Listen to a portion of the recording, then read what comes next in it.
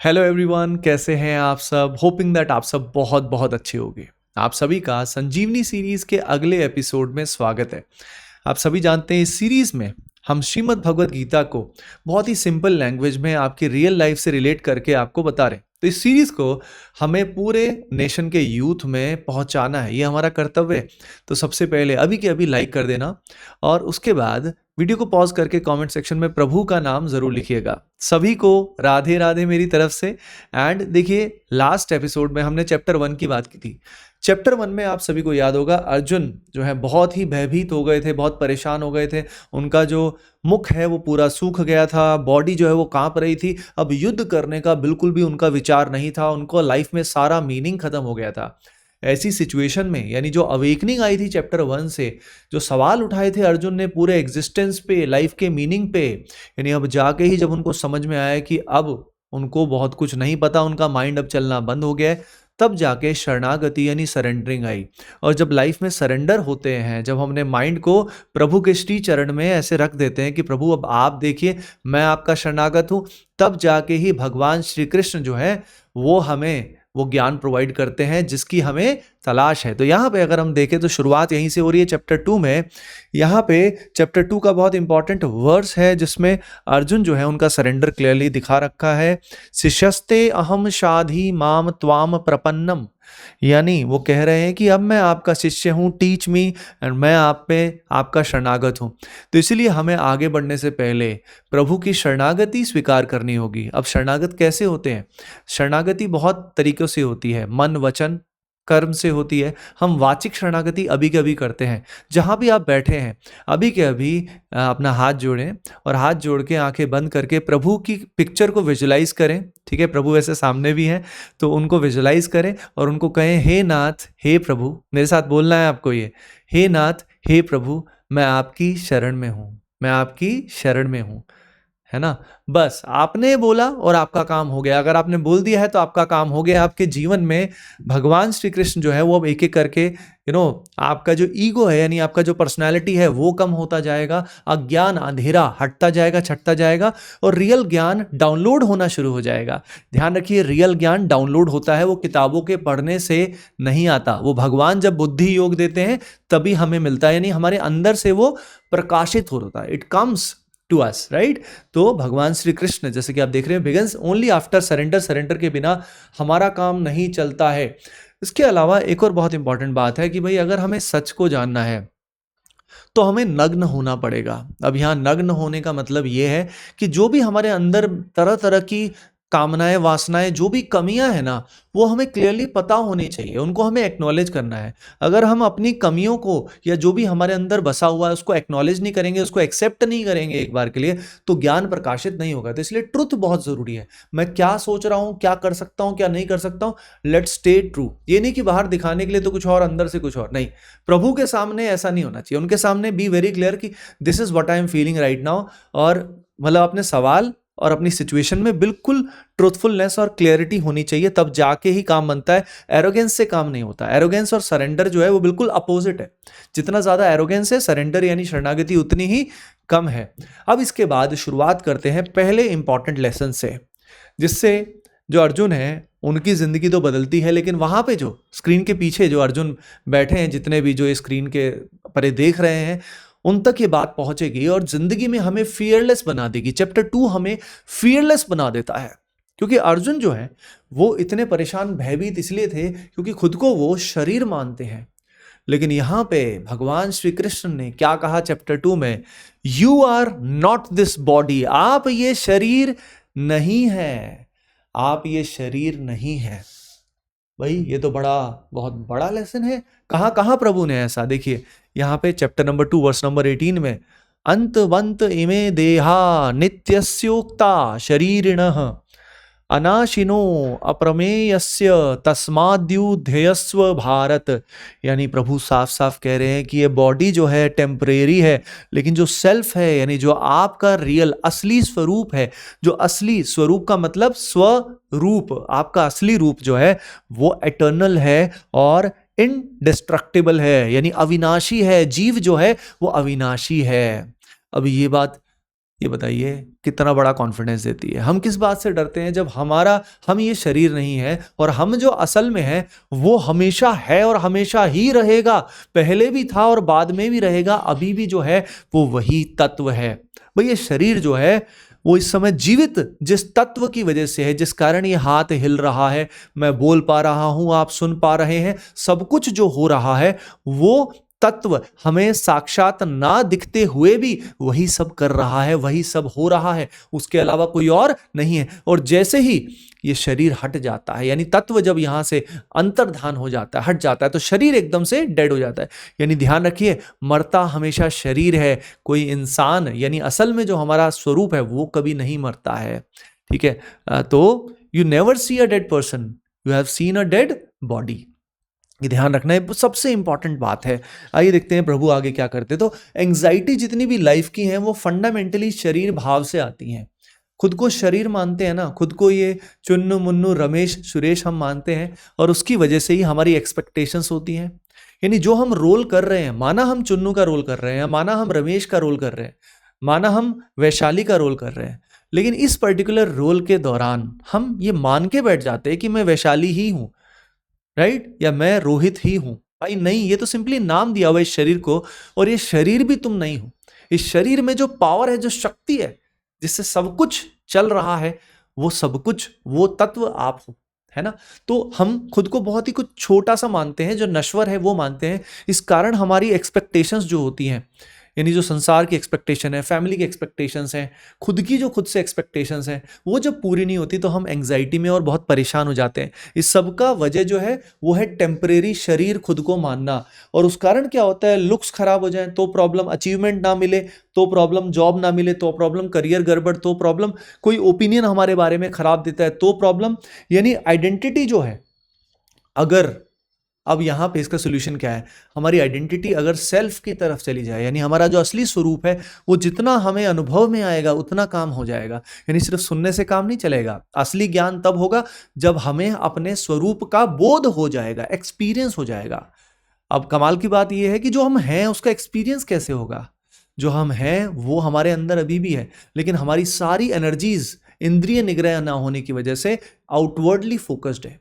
Energy सारी की सारी बाहर की तरफ फोकस होने की वजह से हमारा स्वरूप अभी भी होने की वजह से अभी भी है, लेकिन हम उसमें स्थित नहीं है, यानी हमारा ध्यान उस तरफ नहीं है, इसलिए हमें ऑब्जर्व नहीं होता। तो वही ज्ञान धीरे धीरे जब इल्यूजन्स ब्रेक होते हैं, जो अभी हो रहा है वो इल्यूजन्स ही एक एक करके ब्रेक हो रहे हैं और आप अपने स्वरूप के नजदीक पहुंचते जा रहे हैं। अगला बहुत ही important lesson, your real self can not be hurt ever. यानी जब भी बॉडी में कोई पेन आता है या कहीं पे कोई शारीरिक परेशानी होती है, हमें लगता है अरे यार मेरे को दुख हो गया। असल में ध्यान देना एक छोटी सी बात, जैसे कभी कभी ऐसा होता है कि आप कुछ कर रहे होते हो और या कोई मूवी देख रहे होते हो या कुछ भी कर रहे होते हो और इतना तल्लीन होते हो कि आपको मच्छर खा गया या कुछ ऐसा इवेंट हो गया जिससे आपको बहुत परेशानी, आपको पता भी नहीं लगा और बाद में देखा अरे यार इतने मच्छर खा गए मुझे। कभी कभी ऐसा होता है एक चोट लग जाती है लेकिन खेल खेल में आपको पता भी नहीं लगता। तो ऐसा क्यों होता है? यानी पेन और जो प्लेजर हमें फील होता है ना, वो सिंपली मन हम जहां लगाते हैं उसकी वजह से होता है। जब हम खुद को शरीर भाव में रखते हैं ना, समझ रहे हो, तब हमें पेन का अनुभव होता है, उसके बिना हमारे पेन का भी अनुभव नहीं होता। इससे प्रूव होता है कि भाई हमारा रियल सेल्फ तो ऑल टुगेदर अलग है, that can not be hurt ever. यहां पे देखिए भगवान श्री कृष्ण कहां ये कहते हैं, तो ये देखिए, ये है चैप्टर नंबर 2 वर्स नंबर 23, नैनम छिंदंती शस्त्राणी नैनम दहती पावक न चैनम क्लेद यंत यापो न शोषयति मारुतः। यानी प्रभु कह रहे हैं weapons, fire, water, wind can not effect the real self.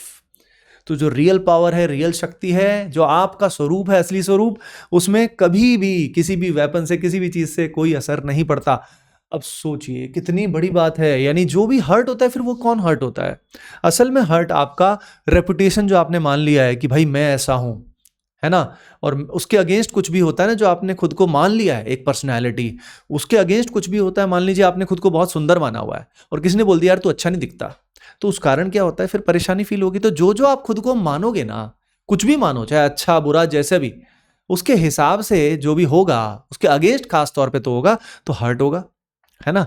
और उसी हिसाब से आपका कंफर्ट जोन भी बन जाता है। जैसे होता है ना कि यार मेरा तो ये सब्जेक्ट कमजोर है, या अपनी लिमिटेशंस हम बना लेते हैं, यार मैं तो इस चीज में अच्छा नहीं हूं, तो ये जो कंफर्ट जोन आपका बन जाता है ना, कंफर्ट जोन ही आपको परेशान करता है। उसके अगेंस्ट कुछ भी होगा ना लाइफ में तो आप परेशान हो जाओगे। उसके अलावा आपके प्लान्स जो हैं, जो आपने बनाए हैं, है ना, आपने बनाया यानी शरीर मान के, खुद को बॉडी मान के तो अपन ने प्लान बनाए हैं। तो प्लान्स जब कुछ ना कुछ उसके अगेंस्ट कुछ होता है, लाइफ कुछ और लेके आ जाती है, तो हम उसको एक्सेप्ट नहीं कर पाते, क्योंकि हमने प्लान किया ना। अब हमें लगता है हमारे हिसाब से ही दुनिया चलनी चाहिए, बट ऐसा नहीं होता है। तो यहाँ पे अगर हम बात करें तो असल में हर्ट आपकी आइडेंटिटी होती है। वो आइडेंटिटी, वो पर्सनैलिटी जो हमने मान लिया है कि ये मैं हूं। समझ रहे हो? आइडेंटिटी और पर्सनैलिटी यानी जो नेम फॉर्म है, ये असल में एग्जिस्ट नहीं करता है। ये सिंपली एक इल्यूजरी फिगर है जो हम खुद मान लेते कि मैं हूं। तो जो हर्ट भी हो रहा होता है वो इसलिए होता है, वो रियल हर्ट नहीं है। वो इसलिए होता है क्योंकि हमें हमें वो पर्सनैलिटी जो है, हमें लगता है कि वो मैं हूं। तो यहाँ पे आपका जो रियल सेल्फ है उसमें कुछ भी नहीं होता। तो अब आती है बहुत ही शानदार बात कि if the real you is untouchable, if the real you is untouchable, what exactly are you afraid of? फिर भैया डर किस बात का? अगर हमें अपने स्वरूप का बोध हो जाता है, वैसे तो देखो भगवान की वाणी है, इतने हजारों साल से प्रूवन है, तो ये बात कह दी है, मतलब ये 100% सच है। ये बात तो पता होगी, सरेंडर कर दिया है तो आपको यकीन तो हो ही गया होगा कि हम अविनाशी के बच्चे हैं और अविनाशी ही है। यानी डर किस बात का भैया? किस बात से हम डर रहे हैं? किस बात से भयभीत हैं? हाँ, जब स्वरूप बोध भी आपको प्रभु करा देंगे कृपा करके, तो फिर तो बात ही बन जाएगी। तब आपको महसूस ही हो जाएगा आपके अंदर एक ऐसा तत्व है, वो आत्म तत्व बोल सकते हैं, सेल्फ उसको बोल सकते हैं अंग्रेजी में। एक ऐसी अवस्था है जिसको तुरीय अवस्था भी बोल सकते हैं, जो मन बुद्धि शरीर के बियॉन्ड जब आपको अनुभव होगा आपके स्वरूप का, तो भैया बात ही खत्म हो जाएगी। आपको महसूस हो जाएगा कि वो अविनाशी है, that cannot be hurt, right? तो फियर किस वजह से होता है? फियर जो प्राइमरीली होता है जब हम खुद को इस बॉडी से, सक्सेस से, जजमेंट से, लेबल्स से खुद को कनेक्ट करते हैं, और जब ये कोलैप्स होते हैं तो हमारी हालत गड़बड़ हो जाती है। अब उसके बाद अगला बहुत इंपॉर्टेंट लेसन ये है कि चेंज इनएविटेबल है। एक ही चीज कांस्टेंट अगर बात करें ना इस वर्ल्ड में, वो है चेंज। इसलिए we need to stop it from resisting it. हम क्या करते हैं? हम चेंज को एक्सेप्ट नहीं करते नॉर्मली। इवन कई बार क्या होता है, बहुत सारे चेंजेस अच्छे भी होते हैं पर हम फिर भी एक्सेप्ट नहीं करते। अरे यार ये घर तो बड़ा प्यारा है, अरे यार ये लोग तो बड़े प्यारे हैं। लेकिन आपने देखा होगा सब कुछ समय के साथ बदल जाता है। यार तुम्हारा शरीर जो है ना, ये तक सेम नहीं रहता यार। बचपन में अलग था, बड़े अलग था। तुम्हारे विचार तक सेम नहीं रहते। बचपन में कुछ और थे, बाद में कुछ और हुए, और वो भी लगातार चेंज हो रहे हैं। तो ध्यान से देखो, जिसको तुम मैं मान के बैठे हो वो भी क्या कभी सेम है? वो भी तो लगातार बदलता जा रहा है ना। तो जो लगातार बदलता जा रहा है तुम्हारे ऊपर ऐसे फ्लोट कर रहा है, समझ रहे हो ना? तो चेंज को हमें एक्सेप्ट करना जरूरी होगा। अगर चेंज को हम रेजिस्ट करेंगे तो बस समझ जाओ फिर आपका ब्रेकडाउन हो जाएगा। इसलिए हमेशा पानी की तरह आपको बहना चाहिए। जैसे पानी बहता है ना, पत्थर भी बीच में आते हैं, रिवर जब फ्लो कर रही होती है तो पत्थर के आसपास से भी नदी का पानी जो है ऐसे बह जाता है। उस तरह से हमें लाइफ में रहना चाहिए। इसके बाद अगर बात करें तो यहाँ पे चेंज के बारे में समझ गए। अब हमारी ड्यूटी की बात करते हैं, यानी हमारा धर्म। धर्म का मतलब यहाँ रिलीजन से नहीं है, इसका मतलब है आपकी ड्यूटी। अब आपकी ड्यूटी जो है ना, वो है एक्शन, यानी आपको कर्म करना है। जो भी आपका एक्शन है, जो भी आपको दिया गया है, चाहे आप स्टूडेंट हो, आपको पता है इस समय आपको क्या करना चाहिए, व्हाट इज नीडेड। अभी ये मत सोचो मेरा मन क्या है, मेरा मन ये है वो है, नहीं, आपकी ड्यूटी क्या है, उसको फुलफिल करने के लिए जो भी एक्शन आपको लेना है, जो जरूरी है वो करना चाहिए। यानी एक्शन लेने में सबसे इंपॉर्टेंट आपका मन उतना इंपॉर्टेंट नहीं है। जैसे अर्जुन का भी मन तो नहीं कह रहा था ना, मन कह रहा था कि युद्ध ही मत करो यार, बिल्कुल मत करो, लेकिन अर्जुन की ड्यूटी थी। और उसका मन क्यों नहीं कह रहा था? क्योंकि उनके कंफर्ट जोन के बाहर की बात थी और उनको इसमें मीनिंग भी नहीं लग रहा था। तो बहुत बार हमारे साथ ये सबसे कॉमन डिलेमा लाइफ में होता है कि हमेशा मन कुछ और ही कहता है। हम कुछ भी करें, हम डिसाइड ही नहीं कर पाते कि हम किस चीज के लिए बने हैं, राइट? तो इसीलिए हमें फोकस करना चाहिए ड्यूटी क्या है, व्हाट इज नीडेड, जरूरत किस चीज की है, हमें वो करना चाहिए जिस चीज की जरूरत है। चाहे हमारा उसमें मन लगे या ना लगे, हमें मन उसमें लगाना होगा। मन का हैबिट ऐसा होता है कि मन का हैबिट बना दो ना लगाने की, तो किसी भी चीज में वो लग जाता है भाई, ढल जाता है। लेकिन नॉर्मली हम मन के स्लेव होते हैं, मन के दास होते हैं, और मन नहीं कर रहा तो हमें लगता है मेरा भी मन नहीं कर रहा, मतलब मैं हूं ना, मेरा नहीं मन कर रहा। भाई वो मन खेलता रहता है, बार बार मन के गेम्स होते हैं। इसलिए ये सबसे बड़ा ट्रैप है जिसको अपने को समझना है कि हमारा धर्म जो है वो पहचानो। इस समय किस चीज की आवश्यकता है, हमें क्या करना जरूरी है, वो हमें करना चाहिए, और फालतू सोचना बंद करना चाहिए। कि मैं किस चीज़ के लिए बना हूँ, किस चीज़ के लिए नहीं बना है, क्योंकि हम बहुत सारे वीडियोस देखते हैं, रील्स देखते हैं, जगह जगह से इन्फ्लुएंस होते हैं। फॉर एग्जाम्पल बहुत सारी ऐसी रील्स आती हैं जिसमें फॉर एग्जाम्पल जॉब के अगेंस्ट कुछ ना कुछ होता है कि भाई जॉब जो है वो नहीं करनी चाहिए, समझ रहे हो ना, या मतलब इस तरह से कई सारे पॉइंट्स आते हैं, right. Now the point is कि क्या पता आप जॉब के लिए बने हो, आप एंटरप्रेन्योरशिप के लिए नहीं बने हो, तो इसलिए सबकी जर्नी अलग अलग होती है, आपको अपने हिसाब से चलना चाहिए। फॉर एग्जाम्पल हमने ट्रैवल की बहुत सारी रील्स देख ली, उसके हिसाब से हमारे दिमाग में ये आया कि यार ट्रैवल हमें करते हैं यार, सब कुछ ये छोड़ देते हैं वो छोड़ देते, तो मन आपको ऐसे ही भगाता रहेगा, फिर ट्रैवल करते रहोगे, वहां पे आपको दिक्कत आएगी, लगातार कंटेंट बनाते रहना पड़ेगा ताकि आपका सर्वाइवल हो सके। तो जरूरी नहीं है कि जो दुनिया कर रही है उसी से आप इंस्पायर हो रहे, नहीं। आपका ड्यूटी क्या है, आपको वो समझना है और उसके अकॉर्डिंगली आपको आगे बढ़ना है, यानी सबकी अपनी अपनी जर्नी है। आई थिंक ये बात आपको कहीं ना कहीं बहुत अच्छे से समझ में आ रही होगी। यहीं पे सबसे बड़ा ट्रैप होता है। भगवान Shri Krishna chapter 2 verse number 47 में कहते हैं, कर्मण्येवाधिकारस्ते मा फलेषु कदाचन, यानी आपका जो इंपॉर्टेंस आपको किसको देना है, आपके एक्शन पे देना है, कर्म पे देना है, और उसके जो आउटकम्स हैं उसके ऊपर आपको फोकस नहीं करना है, क्योंकि उसके जो आउटकम्स है ना वो बहुत सारे फैक्टर्स डिपेंड करते हैं, वो सिर्फ और सिर्फ हमारे एक्शंस पे डिपेंड नहीं करते। इसलिए प्रभु ने ये कहा, क्योंकि जब भी फॉर एग्जाम्पल हम पानी भी पी रहे होते हैं ना, तो पानी हम तक पहुंचा हमारे एक्शन की वजह से नहीं है, वो पानी क्लीन आने में ना जाने किन किन फैक्टर्स का रोल था, तब जाके पानी हमें मिला। या जब हम एक रोटी खाते हैं, तो रोटी खा तो सकते हैं, हमारा काम रोटी खाना है, लेकिन रोटी मिल रही है, वो मिलने के बहुत सारे फैक्टर्स हैं जिस कारण रोटी हमें मिली। सिमिलरली कोई बंदा अगर आईएएस ऑफिसर बनता है, कोई एग्जाम क्रैक करता है, तो आप समझ रहे हो लाखों बच्चे तैयारी करते हैं, 100 का ही या लिमिटेड सीट्स होती हैं उनका ही होता है, तो उसमें लक का भी एक बड़ा फैक्टर होता है। इसीलिए कहा जाता है कि हमें अपना बेस्ट एफर्ट देना चाहिए अगर हमारा इंटरेस्ट है, लेकिन उसके बाद ये हमें एक्नॉलेज करना चाहिए कि मतलब लक भी एक बहुत बड़ा फैक्टर होता है, नहीं और भी छोटे छोटे बहुत सारे फैक्टर्स होते हैं, तो हमारा एक्शन उसके अंदर एक छोटा इंपॉर्टेंट रोल प्ले करता है और हमें अपने एक्शंस पे ही ध्यान देना चाहिए। अब उसके बाद अगर हम आउटकम पे ऑब्सेस्ड रहते हैं, ध्यान रखिए, खुद ही सोचिए लॉजिकली, अगर हमारे दिमाग में लगातार आउटकम आउटकम रहेगा तो हम एक्शंस अच्छे से कर पाएंगे क्या? खुद ही सोचना, नहीं कर पाते ना, क्योंकि हर समय हमें यही रहता है यार, अगर रिजल्ट अच्छा नहीं आया तो, अगर ये प्रॉब्लम रही तो फिर हम मेहनत ही नहीं कर पाते। और आपको पता है यार, अगर आप अपना बेस्ट नहीं दे पाते तो आउटकम अच्छा आने के चांस वैसे ही बहुत कम हो जाते हैं ना। तो इसलिए आउटकम ऑब्सेशन से हमें दूर रहना है, हमें फोकस करना है डिसिप्लिन से। डिसिप्लिन लाना लाइफ में बहुत जरूरी है। ड्यूटीज का लगातार सही तरीके से पालन ही डिसिप्लिन होता है। वो डिसिप्लिन हमें लाना होगा जिससे हमारा काम हो जाएगा, ऑटोमेटिकली हमारा काम हो जाएगा। तो you have to detach from the results. Detachment को समझना बहुत जरूरी है। यहाँ पे डिटैचमेंट को हम कई बार गलत समझ जाते हैं। डिटैचमेंट का मतलब वैराग्य नहीं होता जिंदगी से, इसका मतलब है डिटैचमेंट रिजल्ट से, आउटकम्स को छोड़ो। एक बार आपने लक्ष्य बना लिया, फिर बस पूरे प्रोसेस को एंजॉय करो यार, प्रोसेस को एंजॉय करो, जो जर्नी है उसको एंजॉय करो और आगे बढ़ो। ठीक है, अगर लाइफ में आप डिसीजन नहीं ले पा रहे हो कि अभी आपको क्या करना है क्या नहीं करना है, तो फॉलो योर हार्ट। जहां पे आपका फिर भी मन कर रहा है उस तरफ आप मूव करो, लेकिन मूव करो, इंपॉर्टेंट है मूव करते रहना। ये प्रभु आगे बताते भी हैं। तो यहाँ पे आपको लाइफ से डिटैच नहीं होना। कई बार हमें लगता है यार जिंदगी से ही दूर हो जाते हैं यार, है ना, एकदम कहीं दूर जंगलों में भाग जाते हैं या कुछ और कर लेते हैं। नहीं भाई, भागना नहीं है। जो लोग दुनिया में भागते हैं ना, अपने ये आसपास के सर्कमस्टांसेस को देख के वैराग्य जो बोलते हैं, वो नहीं है, वो कायरता है। ध्यान रखना, वो कायरता है। नहीं तो प्रभु अर्जुन को बोल देते कि चला जा, तू भी जंगलों में बैठ जा ऐसे ही।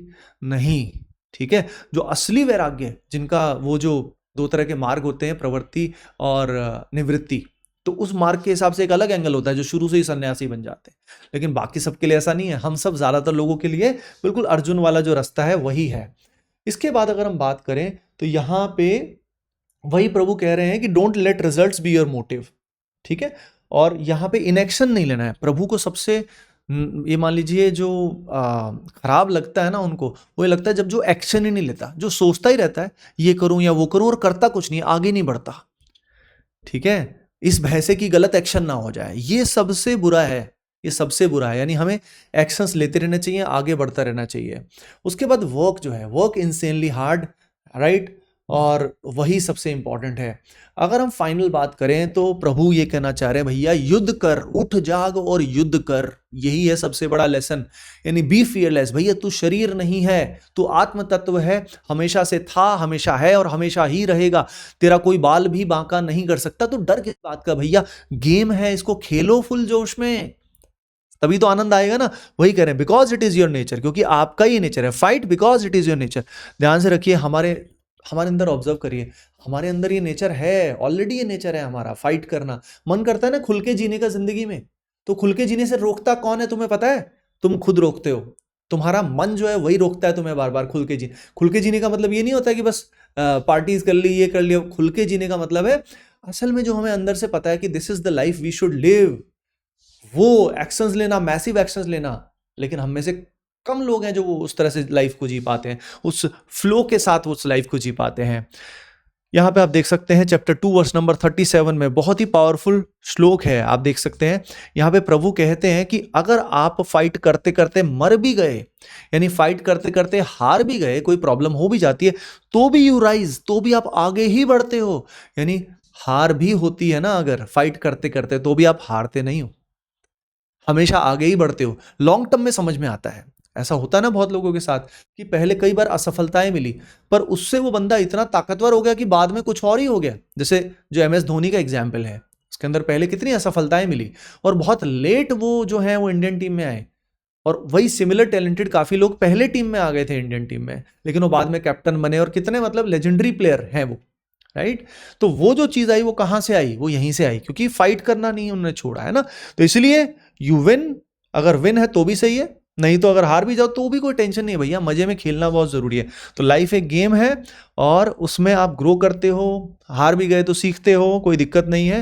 यानी कहीं पे भी कोई लॉस है ही नहीं, लॉस वाला एंगल ही नहीं है।